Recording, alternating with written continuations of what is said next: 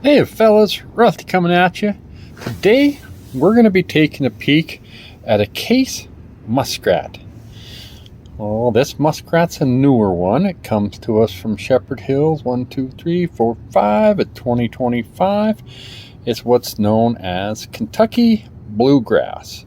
That's a Shepherd Hills exclusive. And I'm hoping the bone is coming through in this light. And we'll take a peek here. Now, if you watch my other muskrat videos, muskrat is the only case pattern without a number. This would be like a 6247. And they do have other 6247s in, for example, something like a penknife, which will have a primary muskrat clip point, or maybe a Stockman clip point. I'll show you the difference in a second. And then a pen blade, you can get these with a fishing hook. You can get them as a golfing fork, like a divot type of a deal. But we'll take a look at this bone. It has been slightly modified by the miner. You just take and use a variety. I got paper, sanding paper, all the way up to 10,000 grit, and you got to get that 10,000 grit and some case paste to get a glass like finish on it. And I sanded. I like the green to pop on these high edges instead of this being all black. And I'll sand down along here, maybe up here. I try to bring out more blue. This one came with a touch of a light streak right there, which is great. And I may end up dyeing it, sticking it in some blue for just a second. I have gotten a couple more of these, and you can see I've done kind of the same thing. This one got a little more work, and this one did get a quick dunk in the blue. My lighting is funny today. I got some gray clouds, but go ahead and close this up. There's your standard oval shield, and not too bad put together. Now, part of the reason I decided I wanted to start to add to my muskrat collection, I only had one muskrat, and then I got the Indian paintbrush muskrat, and I like them, and they're sort of a, I'm not sure what you would call them, a more rare kind of a collectible knife. You'll see the quote unquote older Stockman or muskrats with, what do I want to say, it's horrible light, holding their value pretty well. So here's our muskrat clip point. Really satisfactory fit and finish across the back. As you can see, a tiny bit of stepping, and it's on this serpentine frame, which some of you following me know I like. This is your case 6347. 63 is a three-bladed knife or a Stockman, but right here they're on the same frame. We'll take a look. This comes to us from 2004, and this one comes to us from 2025. You can see a Stockman clip point versus a muskrat clip point. Now, I do have a Stockman with this clip point because it has 4 blades. It's a 6447. So we got the same serpentine kind of a look going on, and the same cant down. Now on this side, just real quickly, if you've seen my videos on this, you'll know I've already compared it to this one. But what happens is it changes, and it has a more drastic cant down on the secondary blade, which is normally this bay blade. So that's what we're looking at there. So we've done a couple comparisons. I do have one more. So we'll button this one up. And this is 2005. This is 1978. Brought to you a little bit. This is a Parker Frost knife, and it's made by Schrade. So Parker Frost went to Schrade in 1987 and had them make 4 patterns, and this one was a muskrat. They made them in green bone, they made them in brown bone, and they made them in red bone.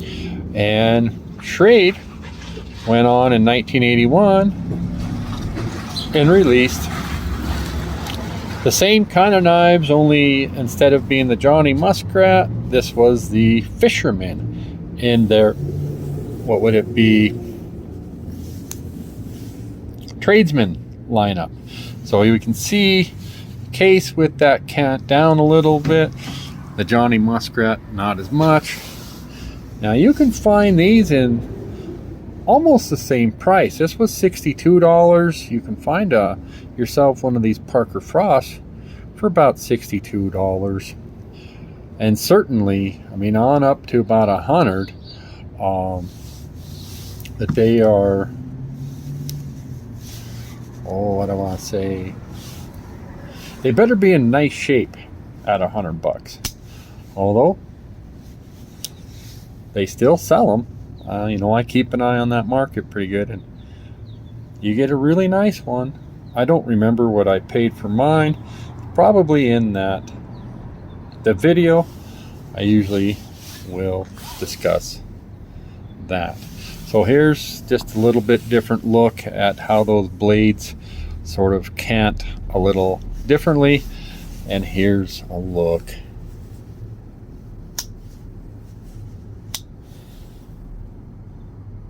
See if you can see how the blade centering is. Primarily, I want you to look at the bone. I got a trapper, a green trapper, and I just go on about how pretty that bone is, but it's just polished so smoothly. And this one I've done myself. It didn't come looking like this. This is 10,000 grit followed by sandpaper to get to this look. So here's those two. It looks like a small difference in them. So there's your 47 pattern, and we'll put that away and this away, and we'll bring out another one that's kind of in the muskrat-ish lineup, and that would be a moose. So a moose also has blades coming out of opposite ends. We have the one blade coming out here. Now the interesting thing about the moose is it's on a kind of a large Stockman frame, the 75, and that's what we get here. So this is I think a 1993. You can see we get that cant down. You can see more of that coming. The clip point, they actually have very similar cutting edges, if you will, the edge length. And we'll close this one up. This is just bigger, thicker, and over here we are left with a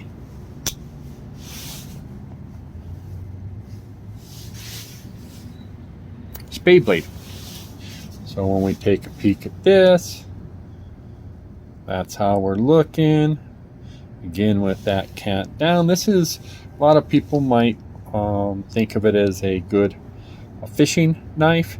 A muskrat itself is on the trapping knife. This is a rodent skinner, so good for, well, maybe not just rodents, but if you get the idea of trapping small game, things such as muskrats. beavers, those kind of things. Just an alternative, but a lot of people I know, I think it has a reputation for being a fisherman knife. That's why the Schrade one of these is designated as the fisherman. One last thing, and I'll show it to you now.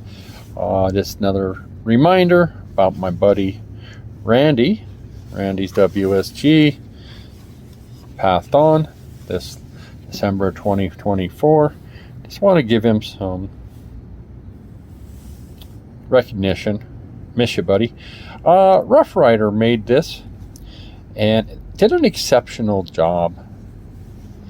The shield is done in there very nicely. We can double check, but we're going to compare. So this one has a half stop and a fancy blade etch. Picked it up for about 20 bucks. I think it's $23.56. And hopefully we'll get to. And the action on the case is good.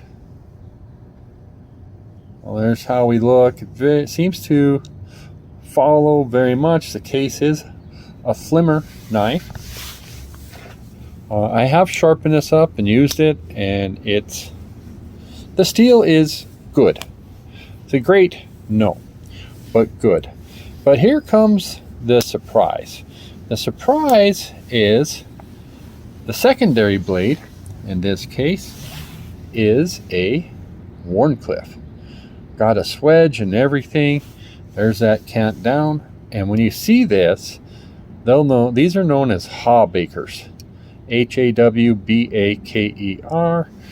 And a gentleman by the name of Hawbaker special ordered some of these, and hence the name. He's like, went to a company and said, I want a clip point on one side and a Wharncliffe on the other, and ordered up a few to sell, and they kind of got the name Hawbaker and went with that one. So anyways,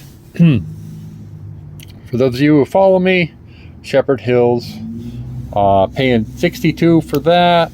I paid $62 for this. I paid a pretty dirt cheap for a mini trapper. And what else did I get out of them? But when they first release their exclusives, if you're in the $60 range, these are bringing $70, $80 on the used market, eBay. And like I said, people are paying for them, and you get a variety out there, but I still want to pick up some of them. Not sure what I'll end up getting. I'm kind of looking for old school cool. That'd be chestnut.